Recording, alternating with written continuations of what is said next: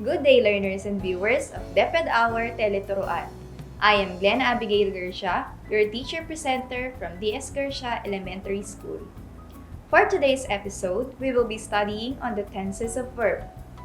Let us start our discussion by observing these sentences. Number 1. Gwen listens to a song. Number 2. Gwen has listened to a song. Number 3. Gwen is listening to a song. Number 4. Gwen has been listening to a song. The following sentences have different tenses of verb. Tense of verb is determined by whether the verb expresses a fact, an ongoing action, a completed action, or the end of an ongoing action. Sentence number 1, Gwen listens to a song, is an example of simple tense of verb because it expresses a fact.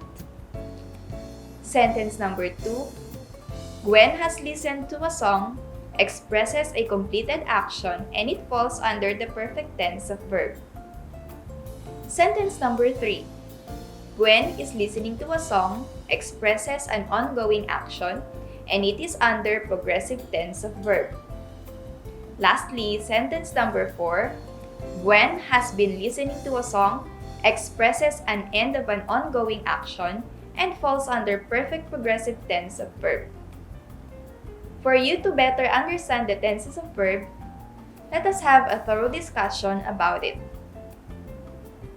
For simple tense, as I have said, it is the verb form used to express a fact. Here are the examples. To form the simple past tense, we are going to use the base form of the verb plus ed, and for irregular verb, sometimes we will change the spelling. Sample sentence. We painted the house. To form the simple present tense, we are going to use the base form plus s for regular verb with singular subject. Sample sentence. We paint the house. And for simple future tense, we are going to use will or shall plus base form of the verb. Sample sentence. We will paint the house. Next is the progressive tense of verb. It is the verb form used to express an ongoing action. Just like in the simple tense, we have a formula to follow for the progressive tense of verb. For past progressive tense, we are going to use was or were plus present participle of the verb. We can form the present participle by adding ing to the base form of the verb.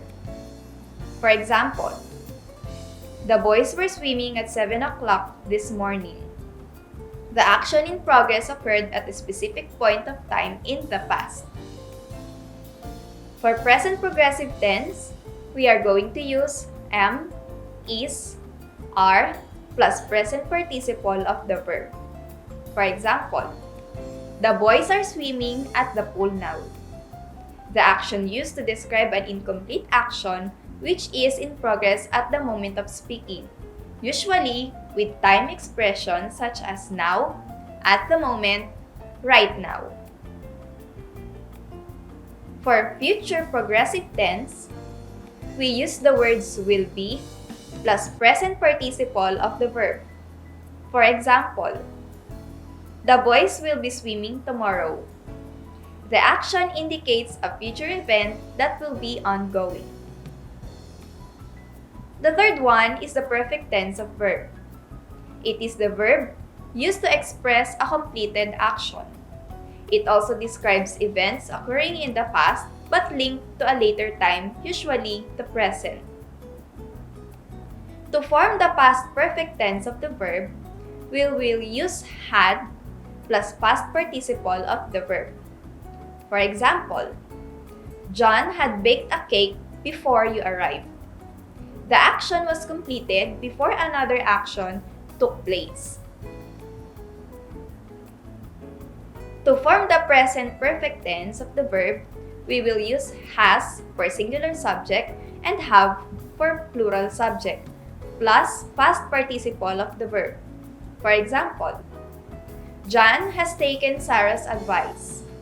The action started in the past and continues at present. Future perfect.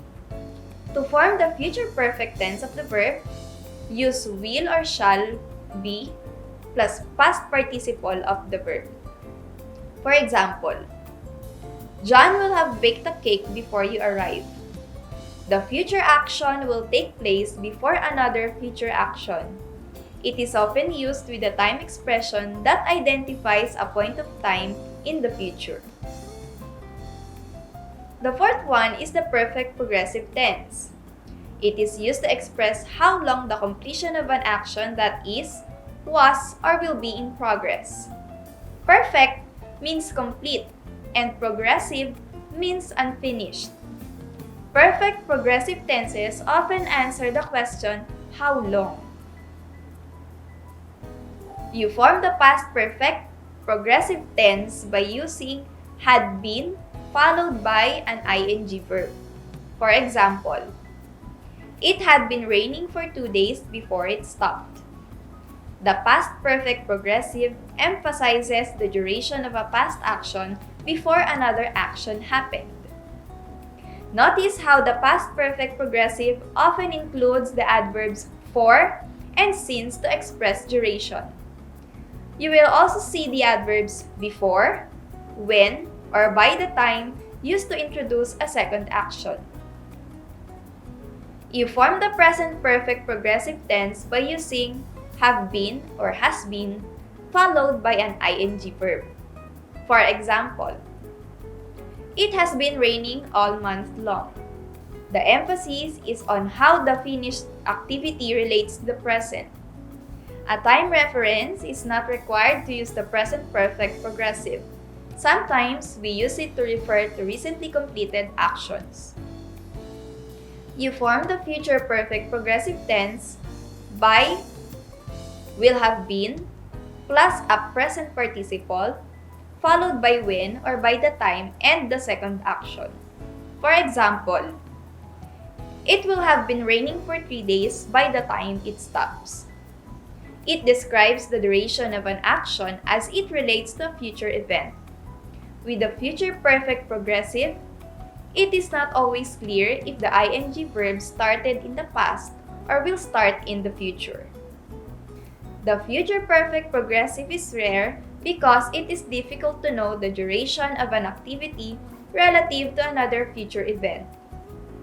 Now that you already have knowledge on the tenses of verb, let us answer this exercise. Direction. Complete the sentences by choosing the correct tense of verb. You may use the given tense as a clue. Number 1.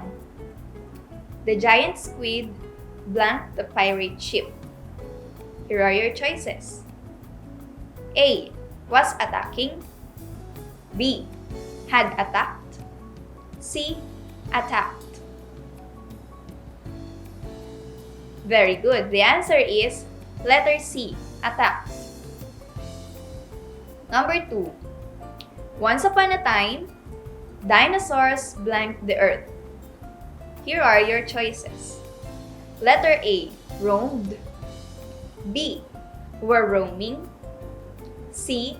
Had roamed. That's right. The answer is letter A. Roamed. 3. Her mom blanked 7 new dresses before this shopping trip is finished. Here are your choices. Letter A. Has bought. B. Had bought. C. Will have bought. The answer is letter C. Will have bought. Number 4.